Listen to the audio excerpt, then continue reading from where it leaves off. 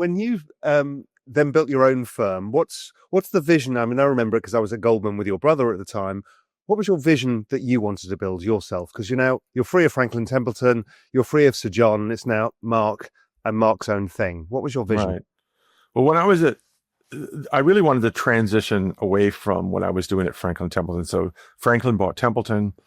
I stayed on at Templeton from 92 to 2000. I was in charge of the global equity group, but I was also in charge of running the Templeton Foreign Fund and the Growth Fund. And both of those, when I left, were about 15 billion in size back in 2000. So they're very large funds at that time. But I was also in charge of the investment process. So I had, 70 people in 9 different locations around the world reporting to me. I also, was involved in marketing.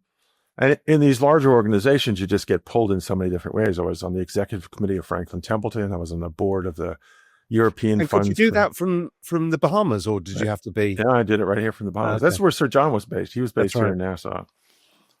And I just got to the point where I thought, I remember one Christmas, supposed to go, skiing and with my family for Christmas, and had used up all my days in the U.S. I'm not an American. I'm a Bahamian citizen. And I thought, this is crazy. I'm just on the road so much. So really, it was a lifestyle change for me. I wanted to basically focus on picking stocks and running money. I love doing that. I think it's so exciting to get in the morning, turn the machines on, look at what's going on around the world, evaluate companies. That to me is so exciting. What's not exciting is sitting in front of a 40-year-old analyst and they're crying because they have the wrong title. So I decided I wanted to start a company with a small group of individuals, a small group of clients, and we were going to focus on global equity, intrinsic value around the world, stock specific. Don't worry about the indices.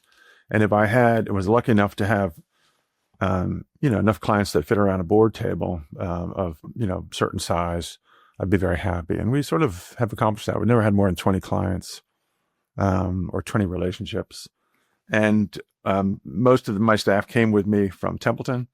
And the goal was to run a global long short and a global long only fund and look out long term and don't worry about short term performance or gyrations and concentrate on stock specifics. And your focus has always been with a value bias as well. You've not been a growth investor per se. Well, if you'd asked me what I feel some of the things we've done wrong over the years is probably not paid enough to growth because, value should encompass growth at a discount.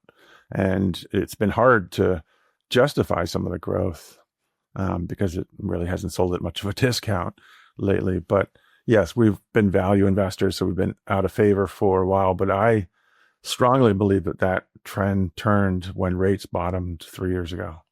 And although last year, growth substantially outperformed value, I think it was because of the election. All the liquidity was thrown into the system. And that's an aberration from my perspective in terms of this turn we've had in value versus growth. So I feel we're going back to the pre-global financial crisis period where value did well and you had periods of growth outperformance.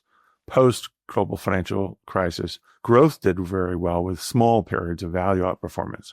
And I think that's changing. Hey, thanks for sticking around to the end. Look, if you enjoyed it, hit the subscribe button and check out the video here on the right-hand side. I'm sure you'll enjoy that one as well. And if you're ready for more, go to realvision.com/join. I'll see you there.